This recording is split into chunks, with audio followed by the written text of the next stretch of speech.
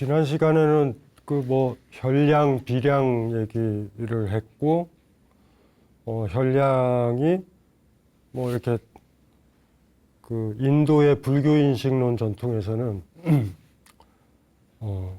영어로 그때 썼어요. 퍼셉션, 지각. 그 다음에 비량을 인퍼런스, 추론 이렇게 얘기하는데 그냥 그렇게 얘기하면은 잘 몰라요. 그러니까 제가 비유 많이 드렸잖아. 나의 세계, 나의 감각, 내가 느끼는 것. 그러니까 세상을 이렇게 일단은 1차적으로 보시면 제일 좋은 게, 나한텐 이렇게 보여. 저 사람은 착해 보여. 바람이 부는 것처럼 보여, 나에게는. 이게 정확한 거예요.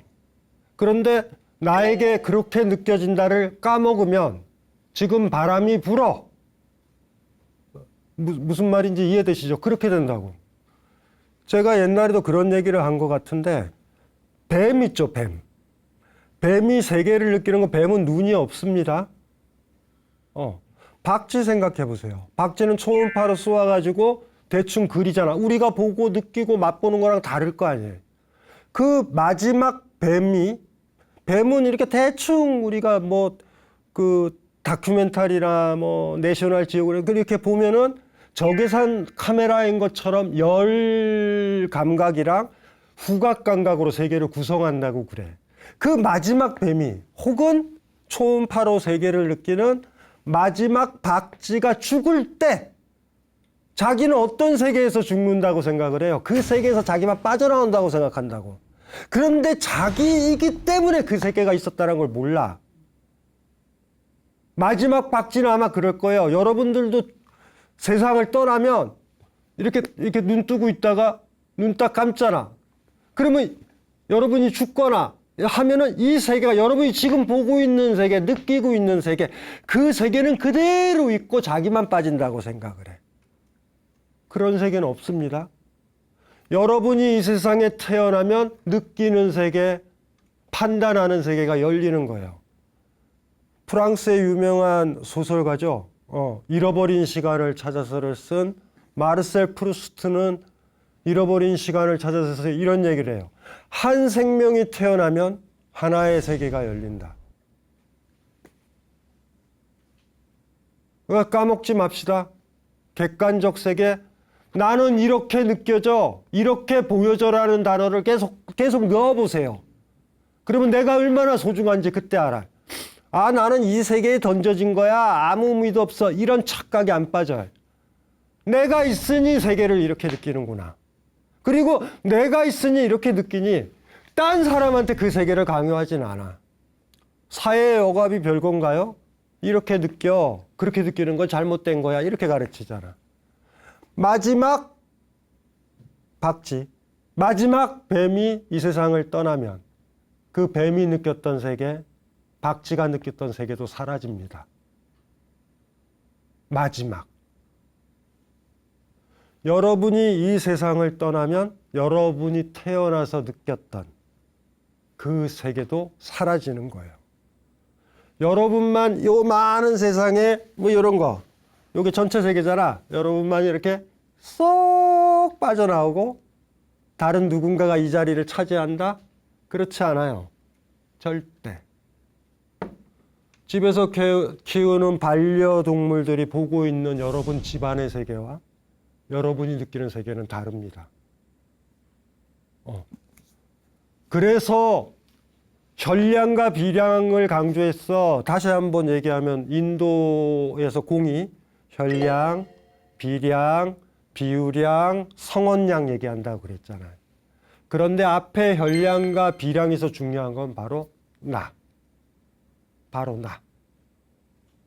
진달래가 느끼는 세계와 개나리가 느끼는 세계가 다르듯이, 식물이 느끼는 세계와 동물이 느끼는 세계가 다르듯이 객관적 세계가 존재하지 않는다. 객관이라는 말은 주관과 짝이 되는 거다. 어떤 주관이냐가 중요하다.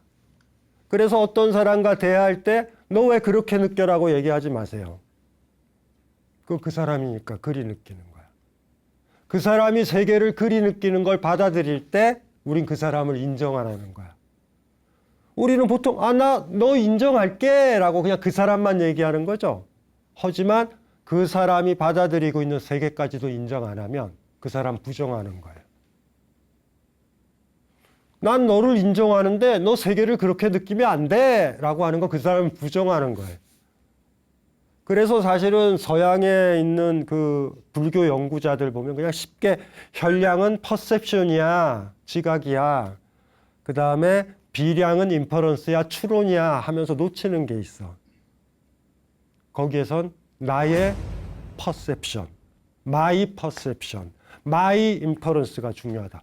비량이 논리적이기는 하지만 거기서 중요한 거 기억나시죠? 내가 연기를 봤다.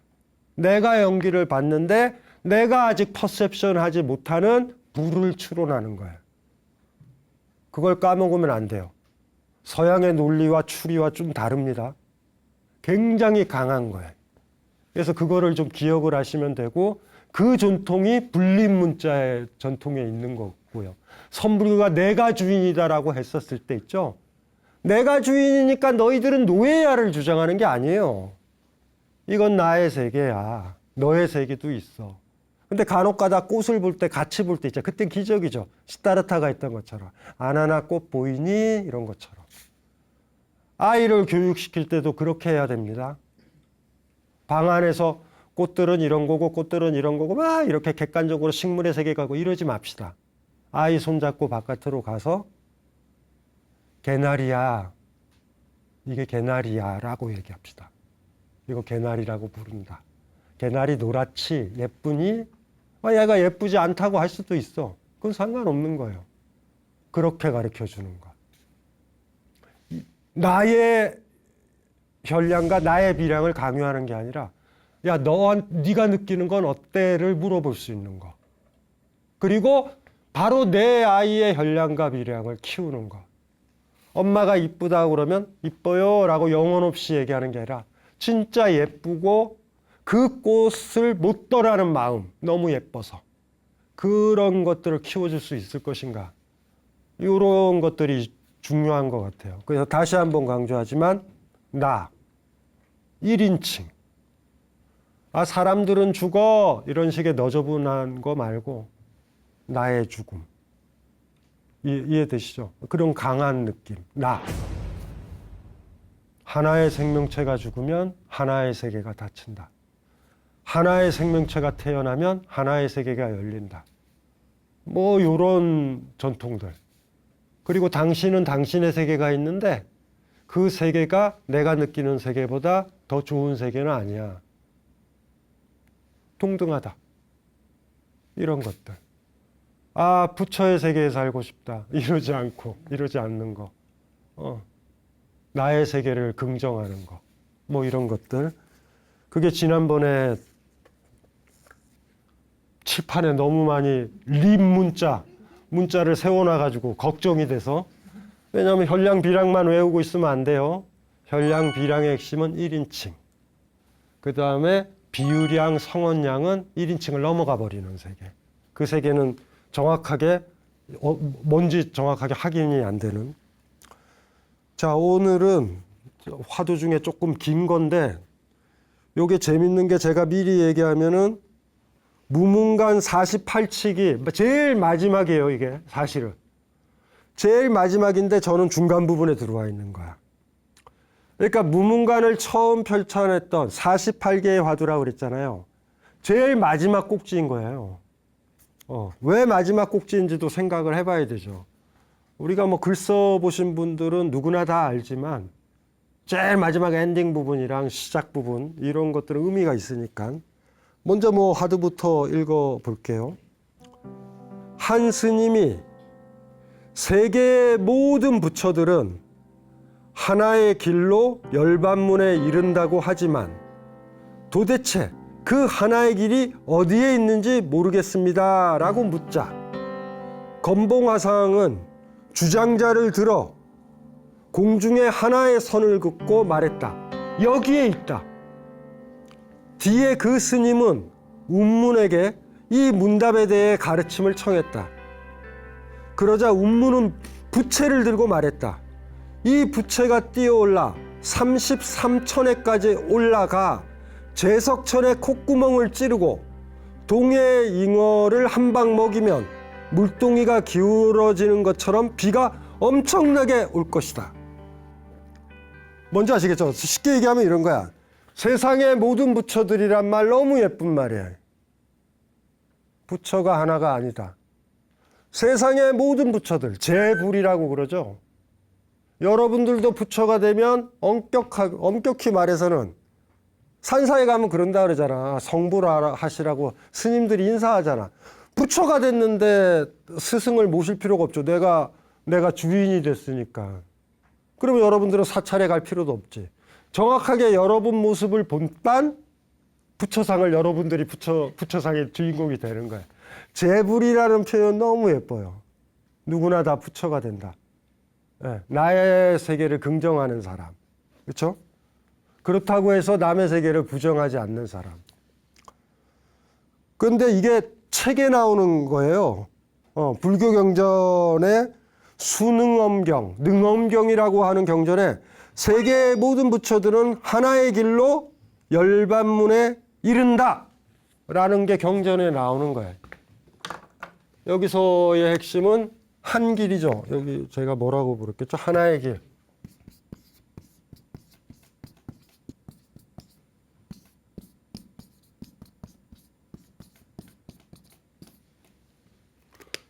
능엄경이라는 경전에 이 구절이 나오는 거예요.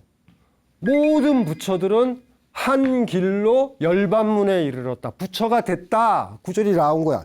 이 경전을 읽어본 스님이 한 길만 찾으면 된다. 드디어 결론에 이른 거야. 근데 한 길이 뭐 얘기가 없어요. 그래서 물어봤더니 건봉화성이 주장자를 들고서 있죠. 손을 이렇게 걷을 수도 있고 이렇게 걷을 수도 있죠. 여기에 있다 한 길은. 이런 거야. 이건 또 무엇인가? 이거 뭐지? 왜냐하면 그 한 길을 알아야, 그 길을 걸어야 내가 부처가 되는데 이건 또 공중에 이건 또 뭐지? 또 고민에 빠지는 거야. 이건 또 뭐지? 그래서 운문 스님에게 또 물어본 거예요. 운문 스님한테. 내가 건봉 스님한테 이리 얘기했더니 이렇게 거버렸다. 이게 또 무슨 말이냐? 그게 한 길을 찾는 어떤 실마리일 것 같은데 이게 바로 내일 가서 바로 운문 스님한테 물어본 건 아닐 거예요. 엄청나게 고민한 걸 거예요. 건봉 스님은 무슨 뜻에서 그렇게 얘기했지? 이걸 풀어야 돼. 한 길만 알면 돼. 그러면은 나도 부처가 돼. 막 이러는 건데 해결이 안 된 거야. 해결이 안 된 상태에서 운문 스님을 찾아간 거지. 딱. 그때 운문 스님이 어떻게 해요? 이 황당무계한 걸 봐. 불경이라든가 인도의 전통이죠. 천이 몇 겹이 이렇게 있고 그 천에 제일 그 신들의 최고의 천이기도 하면서 신들의 왕이 제석천이야. 그랬더니 그때 운문 스님은 부채를 들고 있었나 봐. 이 부채가 뛰어올라. 던진 것도 아니에요. 부채가 뛰어오른데 뛰어올라가지고 우리 얼마 전에 나로호인가? 로켓을 쐈죠. 그런 것처럼 걔가 쫙 올라가가지고 그 제석천의 콧구멍을 찌른단 말이에요. 그리고 그 부채가 동해의 잉어를 한 방을 먹이면 어떻게 돼요? 물동이가 기울어지듯이 비가 엄청나게 올 것이다. 딱 얘기한 거야. 일로랑 무슨 상관이 있어? 이거는 막 황당무계한 거죠. 이렇게 얘기를 한 거야.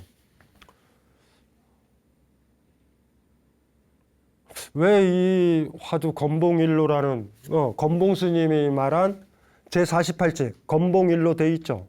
건봉이라는 스님이 말한 일로다, 한 길이다, 하나의 길이다. 요 화두가 48장에 들어가 있었을까? 요것도 오늘 조금 우리가 고민을 잠깐 해봐야 되는 거예요. 어떻게 생각해요? 요 일로가 뭐야? 일로.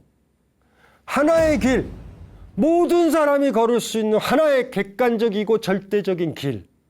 이걸 건봉 스님이 얘기를 했을까? 아니면 능엄경에서 그랬을까?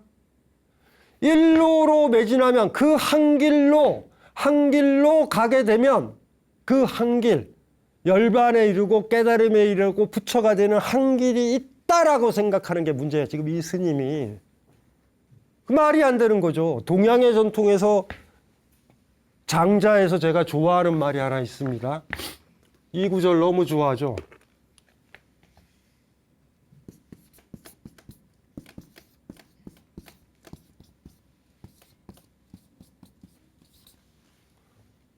젊었을 때 대학원 시절에 장자 읽었을 때 장자는 도가니까 도를 강조하는 사람이야. 길거리에 아직도 있나요? 도에 관심이 있으신가요? 아직도 있어요?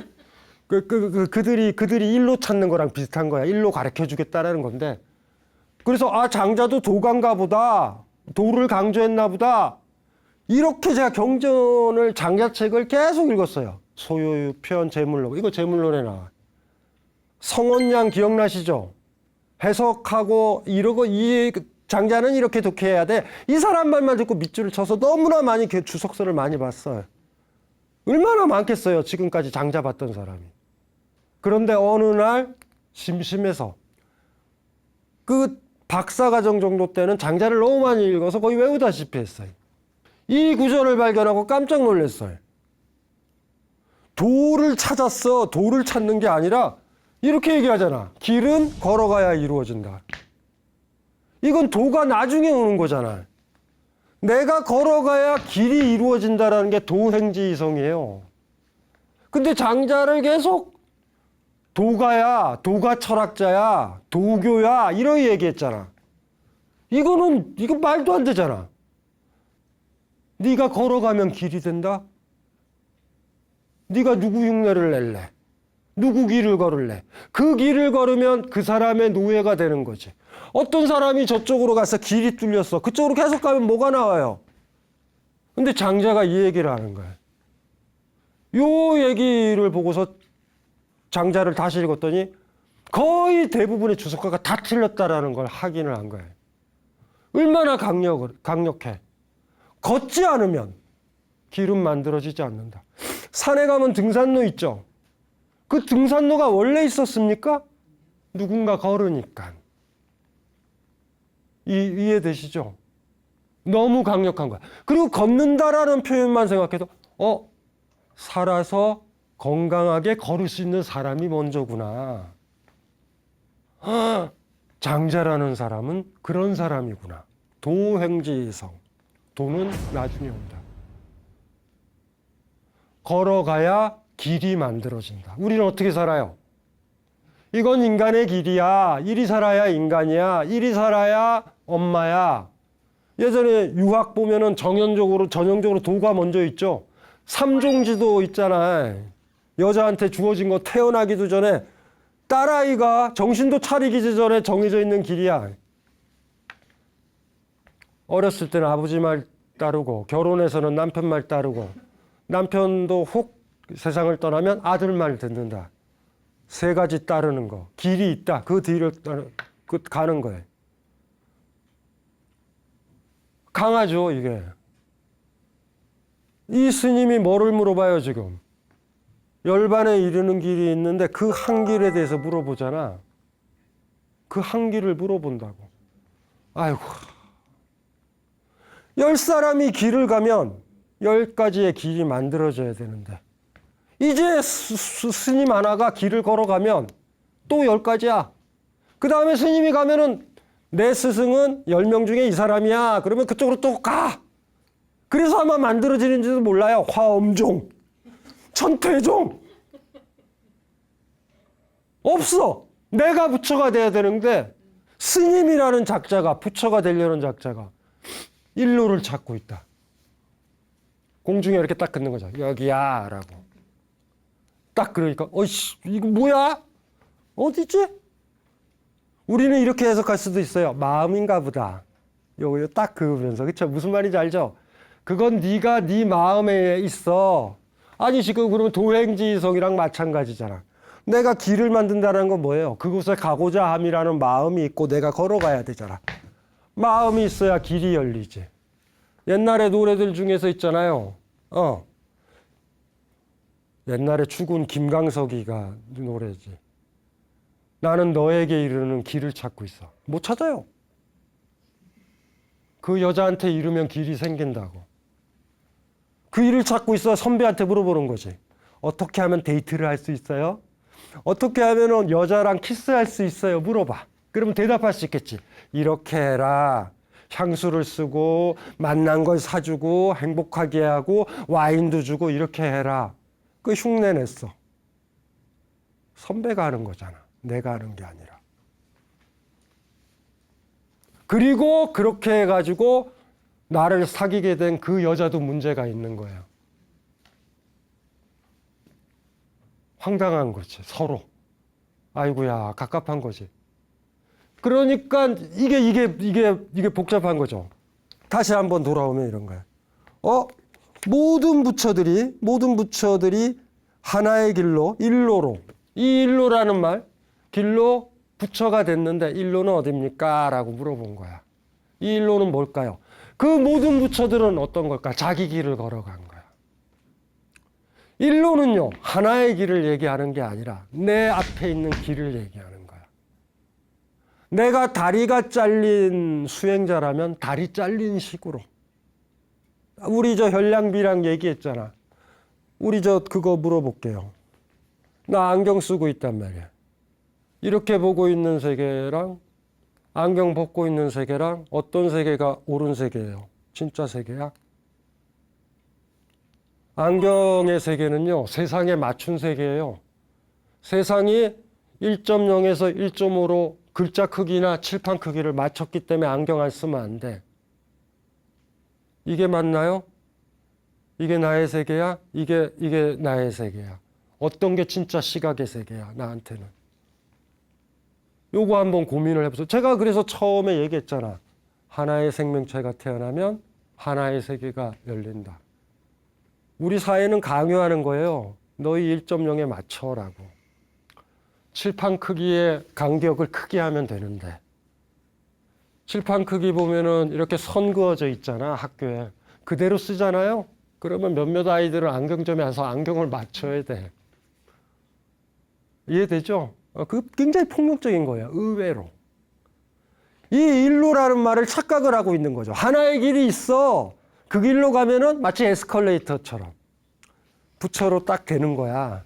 그런데 능엄경에서 얘기했거나 지금 여기에 나온 건봉이랑 운문스님은 알고 계시는 거야.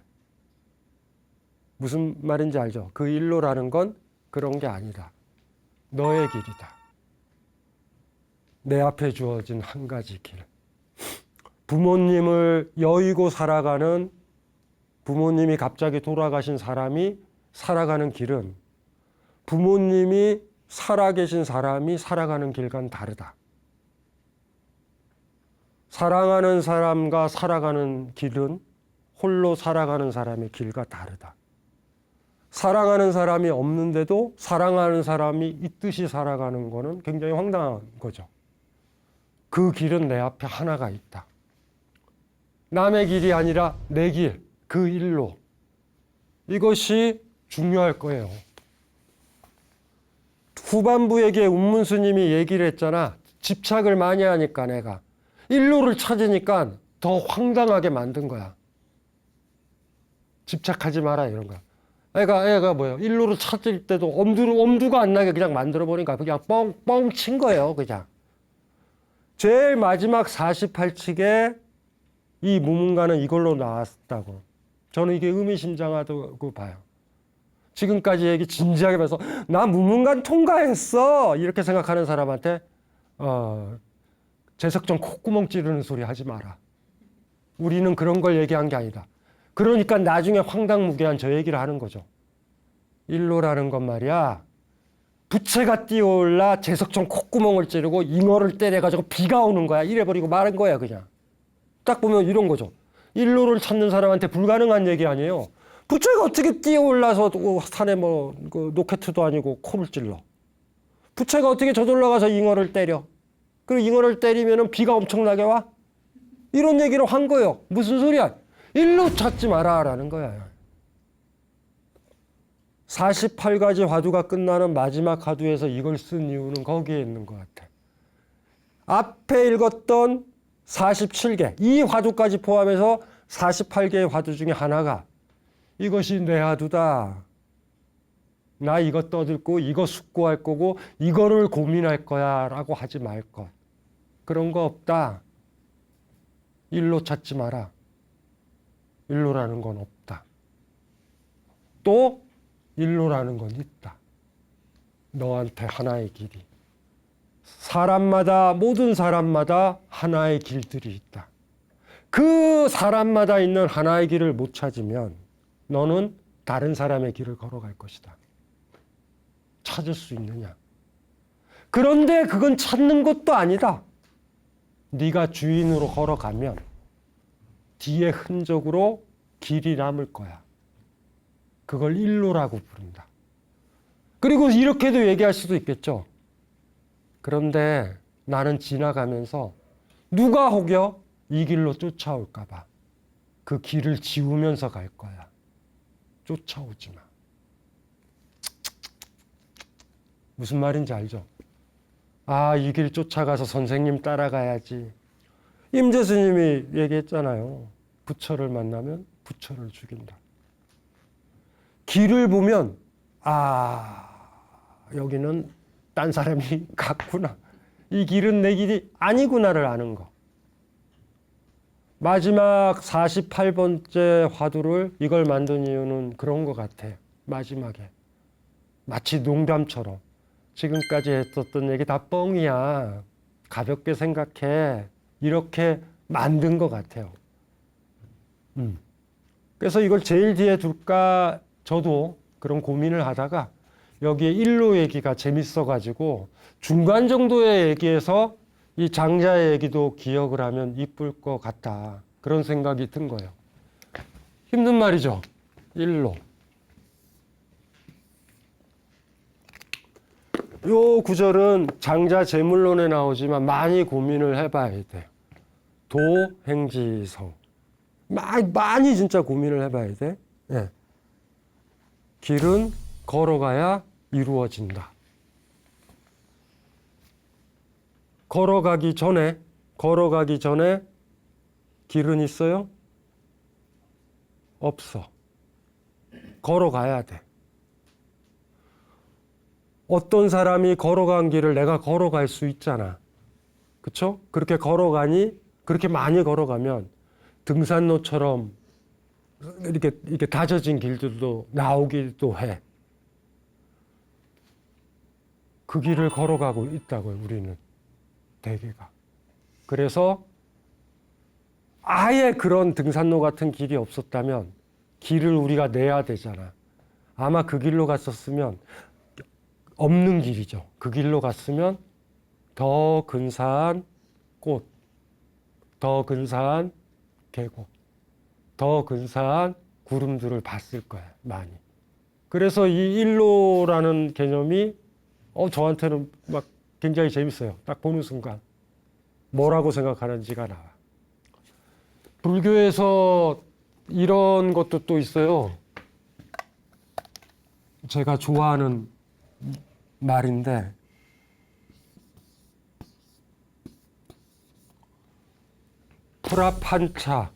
프라판차 이거를 뭐라고 읽냐면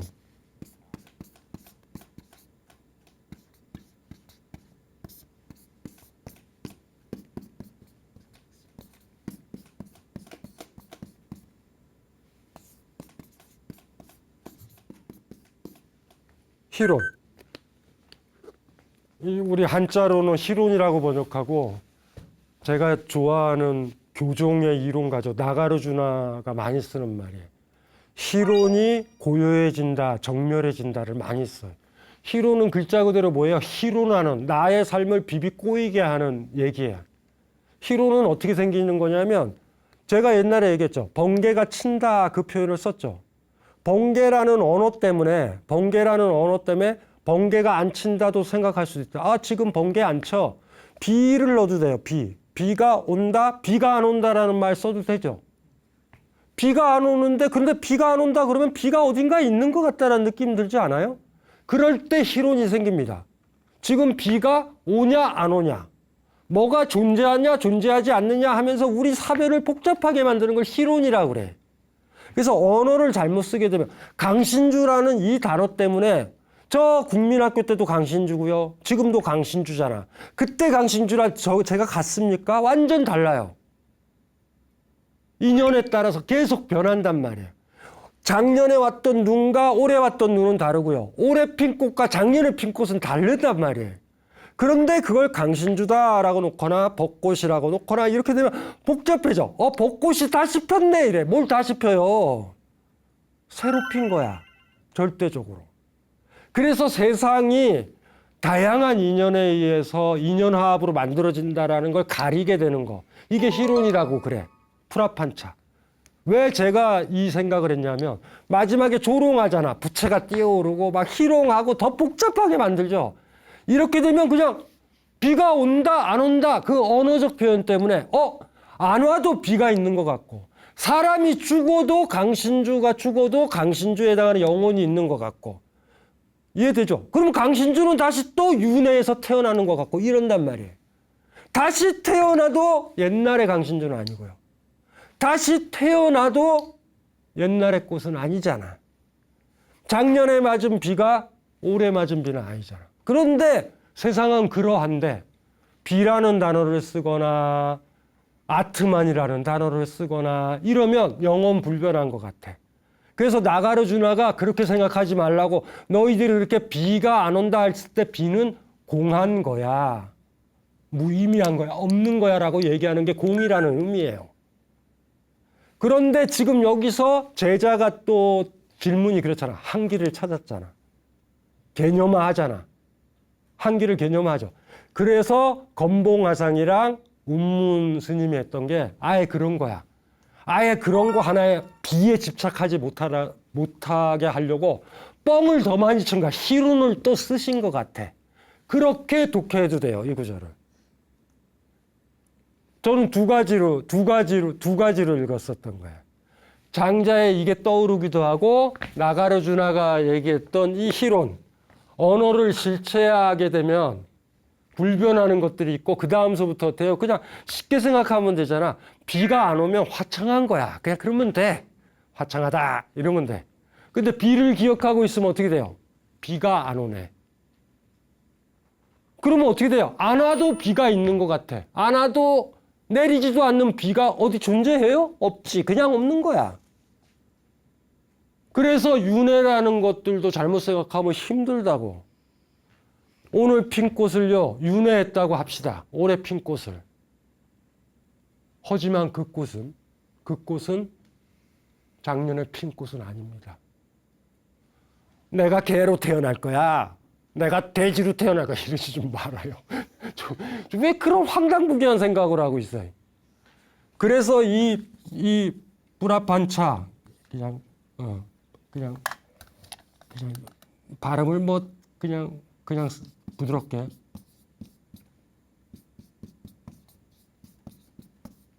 흔히 말하는 이 희론이라는 거, 요거를 머릿속에 기억을 해두면 되는 것 같아. 막 쓸데없이 비 온다 안 온다 온다 안 온다. 우리 저 부처님 얘기 옛날에 기억했잖아. 세계는 유한한가 유한하지 않는가 무한한가 막 이런 거 기억나시죠? 열애는 사후에 존재하는가 존재하지 않는가 막 이런 것들에 대해서 부처님이 침묵했다. 14가지로 침묵해. 왜 침묵을 했어요? 내가 말을 섞으면 질문한 사람은 더 사변에 빠진다고. 이 제자도 어떻게 했어요? 능언경에 나왔잖아. 모든 부처들은 일로로, 그쵸? 한 길로 열반에 이르렀다. 그 구절 때문에 열반에 대해서 지금 생각하는 거 아니야? 일로 때문에. 그러니까 그걸 생각 못하게 해야 되잖아. 생각 못하게 하는 방법으로 그 건봉 스님이랑 운문 스님이 하고 있는데, 운문 스님의 방법이 재밌다라는 거예요. 오히려 희론을 쓰는 거야. 진짜 글자 그대로 장난치는 거야. 일로를 얘기했더니 이건 또 뭔 소리야. 뜬금없는 희롱하는 얘기를 하신 거야. 그래서 사실은 이 48책 마지막 보고서 두 가지 해석이 다 가능하겠다. 장자를 따라 가지고 일로는 존재하지 않는다.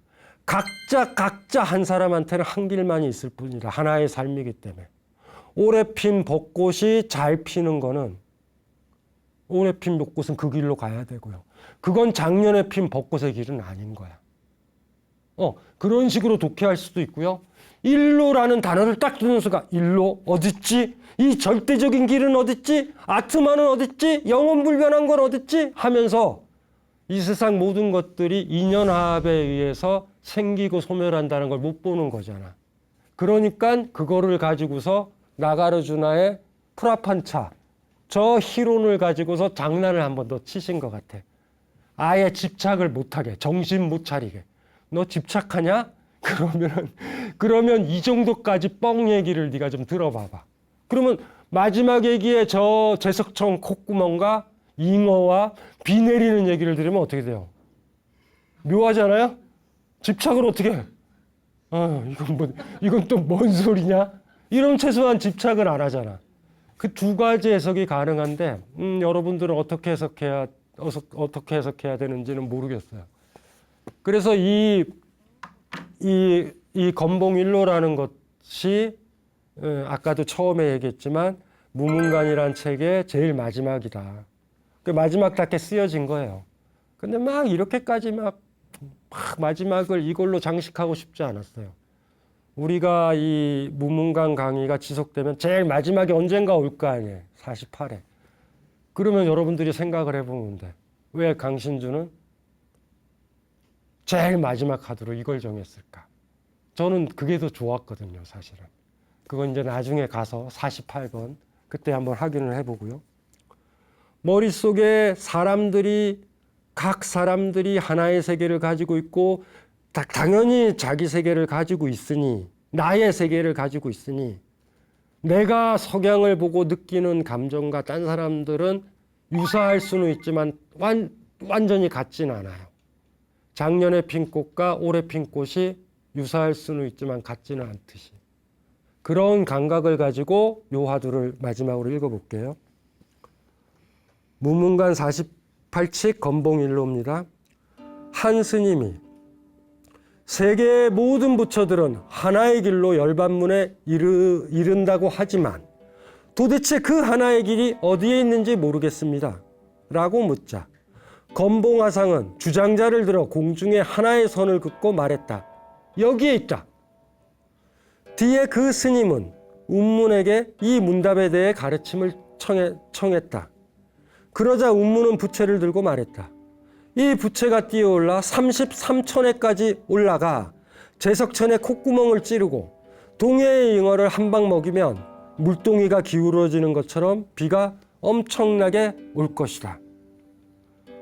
어쩌면 건봉화상이 처음에 이거 딱 걸어서 이 딱 긋는 순간 그 스님은 이걸 볼 거 아니야. 보는 순간 네 마음이야 라고 너의 마음이야 내 마음도 아니고 부처들의 마음 네 마음이야 얘기를 했는지도 몰라. 이미.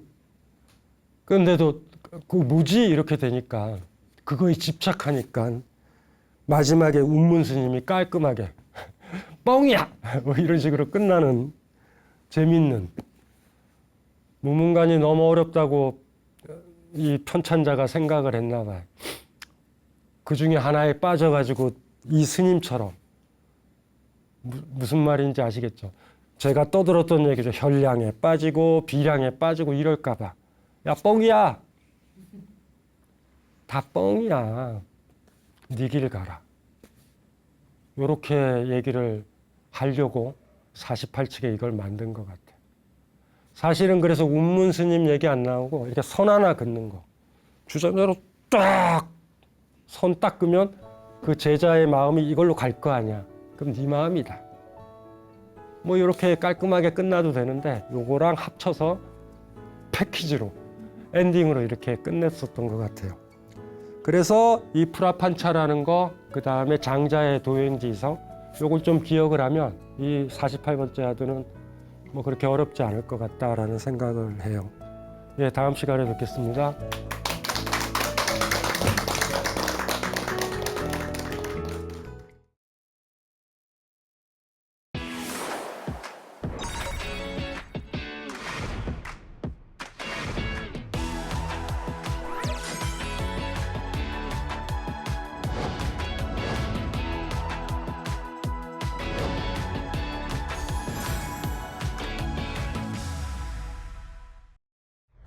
네.